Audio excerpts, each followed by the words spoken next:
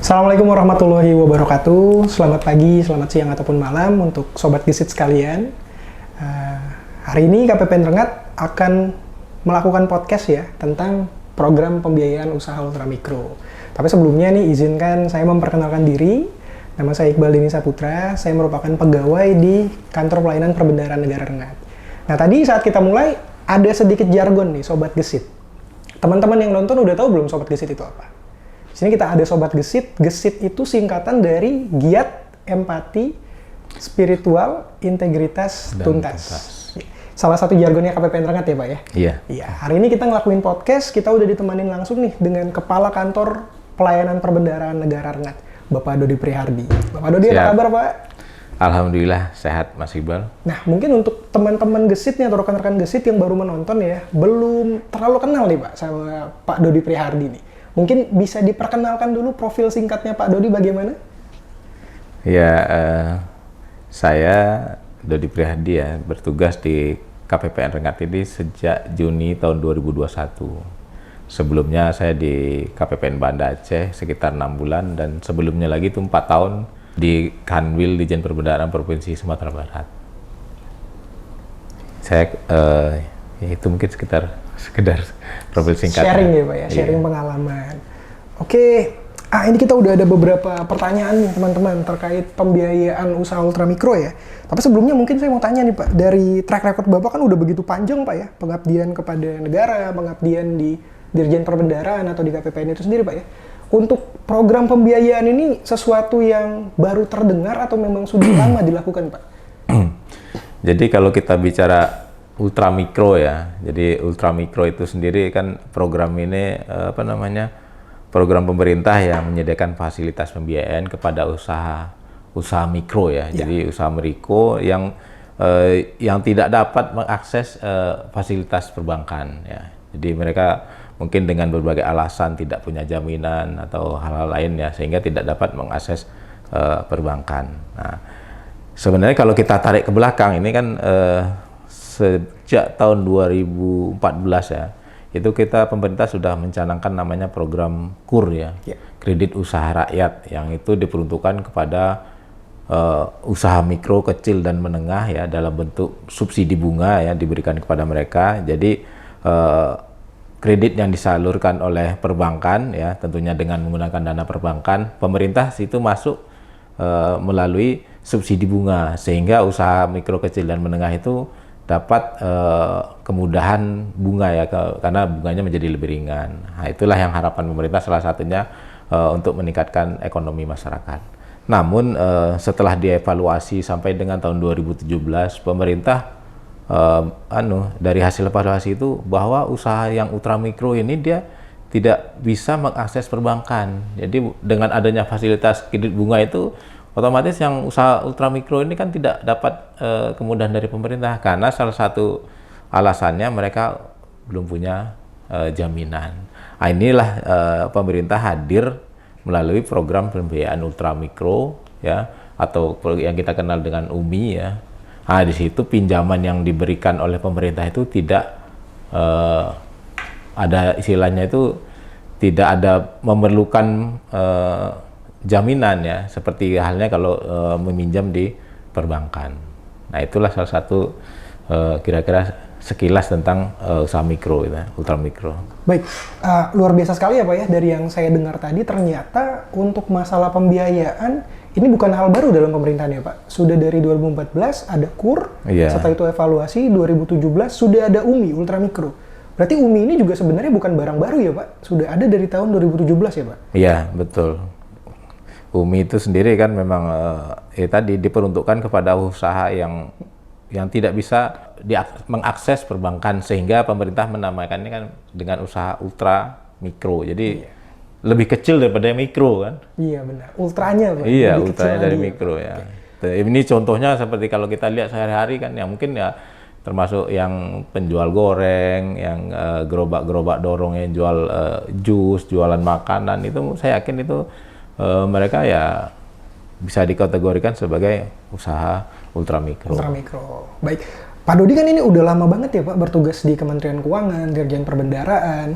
Mungkin kita boleh tanya nih Pak, sedikit cerita Bapak atau pengalaman Bapak tentang produk-produk pembiayaan selama Bapak menjabat nih. Kalau saya nggak salah dulu, Bapak sempat nanganin untuk pinjaman KUR ya Pak ya? Iya. Atau mungkin pengalaman Bapak di KPPN Rengat sendiri Pak, gimana sih pembiayaan usaha ultramikro ini berjalan di KPPN Rengat Pak?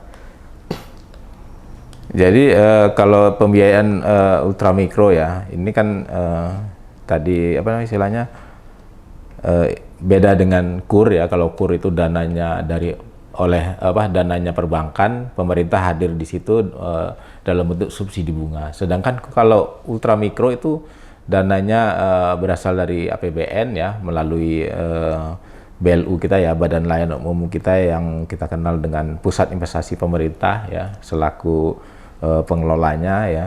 Nah, inilah dana yang berasal dari pemerintah ini melalui PIP ini yang disalurkan kepada masyarakat melalui lembaga keuangan bukan bank ya. Ya, penyalurnya itu kalau di Rengat ini kita lihat ada Pegadaian, ada PT PNM ya, Permodalan Nasional Madani, dan juga Bahana Ventura. Itu ada 3 itu yang saya ketahui melakukan penyaluran UMI di wilayah Rengat. Di wilayah Rengat Pak ya. Tapi teman-teman, untuk KPP Rengat sendiri kita tidak terbatas di wilayah Rengat saja ya. Wilayah kerja kita meliputi Kuantan, Singigi, dan Tembilahan juga ya Pak ya? Iya, 3 betul. kabupaten ya Pak? Jadi Kabupaten Kuantan Sengingi, Kabupaten Indragiri Hulu, dan Kabupaten Indragiri Hilir. Indragiri Hilir, Ya, siap. tadi Tembilahan.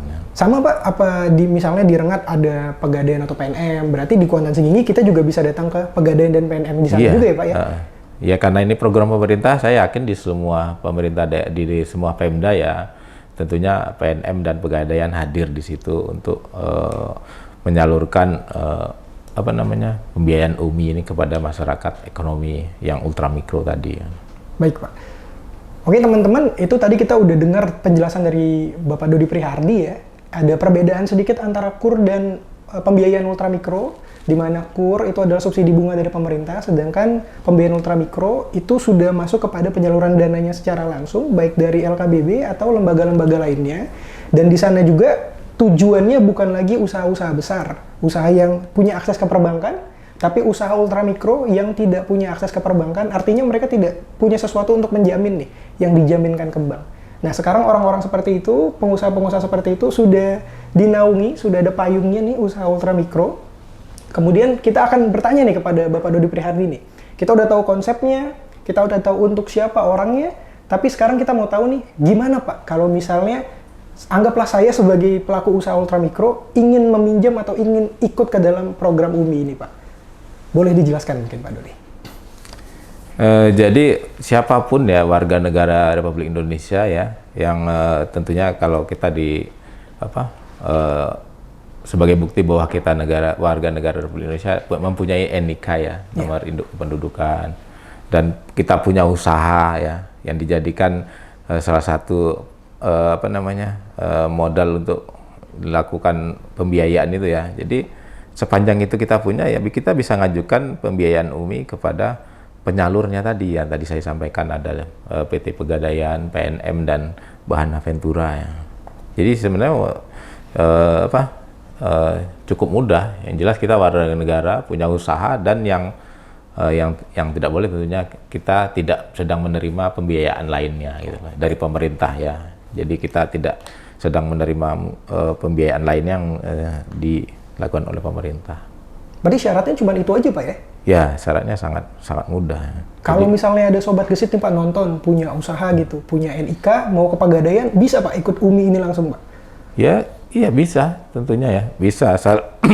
Yang jelas punya usaha ya, apakah usaha itu bentuknya buat kue atau usaha-usaha yang kecil, kerajinan segala macam, dan itu dan ini mungkin perlu kita ketahui bahwa di samping itu ya, khusus untuk UMI ini, jadi penyalur itu punya kewajiban. Ada beberapa kewajibannya itu terkait dengan tentunya untuk keberlangsungan dan untuk peningkatan usaha mikro ini ya. Ada kewajiban memberi motivasi usaha ya, konsultasi terkait usaha ya, dan juga peningkatan kapasitas SDM, pelatihan, dan pengawasan terhadap debiturnya. Sehingga tentunya diharapkan debitur UMI ini dapat istilahnya tuh naik kelas ya. Jadi kita tentu pemerintah tidak berharap juga mereka jadi penerima pembiayaan UMI terus kan. Nanti kalau udah bisa naik kelas, dia bisa naik kelas kepada dapat akses pembiayaan KUR yang di situ mungkin pinjamannya bisa lebih besar. Ya. Baik, Pak. Baik, Pak. Dan kalau sudah itu kan ya kita harap nanti kalau memang sudah lebih besar lagi ya tidak perlu fasilitas dari pemerintah ya, dia bisa minjam secara pinjaman komersial lagi ya kan maksudnya.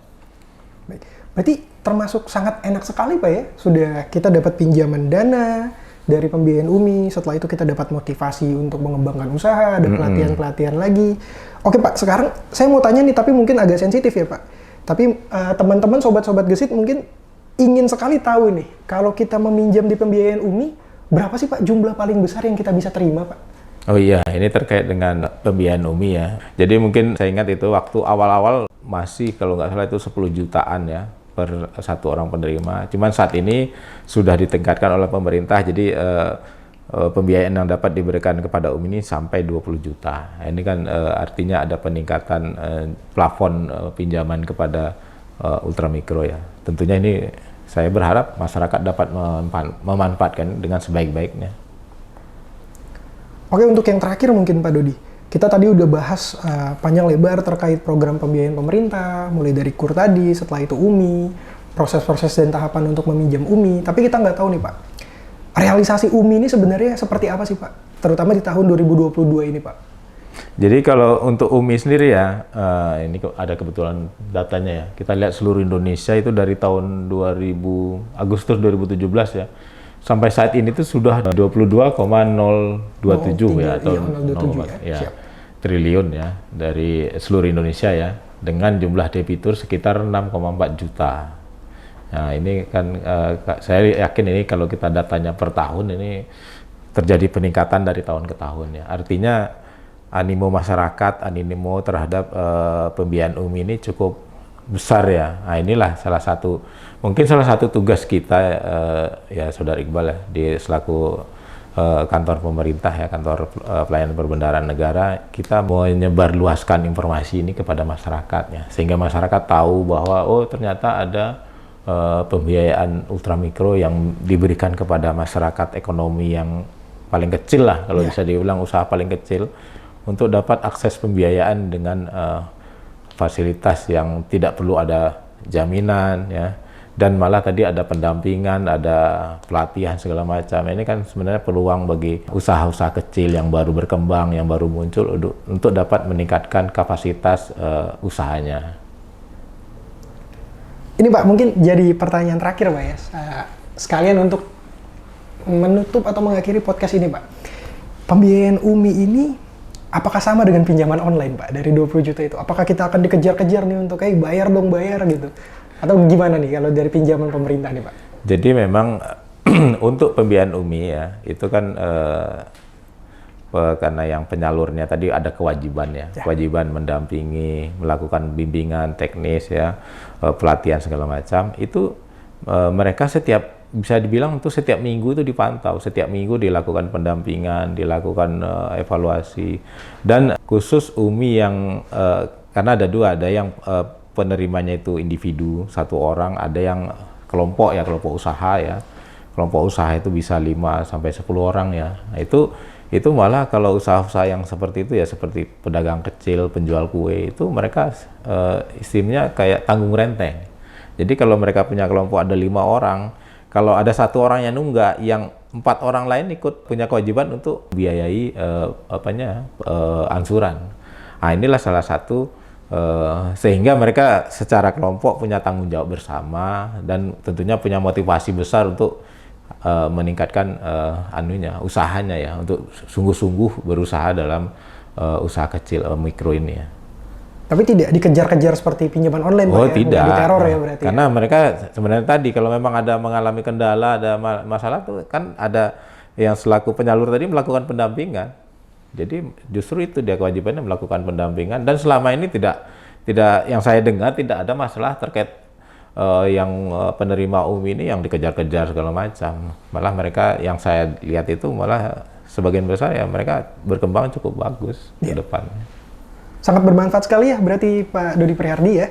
Dan teman-teman, sobat-sobat gesit yang sudah menyaksikan tadi, ini kita bisa lihat bagaimana manfaat pembiayaan UMI. Mungkin teman-teman yang berminat bisa langsung nih coba, teman-teman sobat-sobat gesit yang punya usaha, coba langsung untuk mendaftar pembiayaan UMI. Daripada kita ikut pinjaman online kan, pinjamannya dikit, bunganya besar, nanti kalau kita nggak bisa bayar ditagih-tagih, diteror telepon. Mending percaya sama pemerintah aja nih, kita pakai pembiayaan UMI. Nah, untuk Bapak sendiri, ada lagi Pak mungkin yang Bapak mau sampaikan, yang Bapak mau tambahkan untuk rekan-rekan gesit atau sobat gesit kita Pak? Mungkin satu aja, jadi kita selaku kantor pelayanan perbendaharaan negara siap membantu masyarakat, membantu siapapun yang ingin berkonsultasi atau ingin difasilitasi terkait dengan UMI ini, kami siap membantu, tentunya sesuai dengan kewenangan kita. Mungkin itu saja tambahan dari kami. Nah, untuk teman-teman yang ingin tahu informasi lebih lanjut terkait program-program pemerintah, terkait APBN, bisa pantengin terus Instagramnya KPPN Rengat dan media sosial lainnya dari KPPN Rengat. Dari penyampaian yang sudah disampaikan, kita berterima kasih sekali kepada Pak Dodi Prihardi. Sama-sama. Dan terima kasih kepada rekan gesit yang sudah menonton dan menyaksikan sampai akhir. Akhir kata saya ucapkan wassalamualaikum warahmatullahi wabarakatuh. Bye Sobat Gesit, dadah!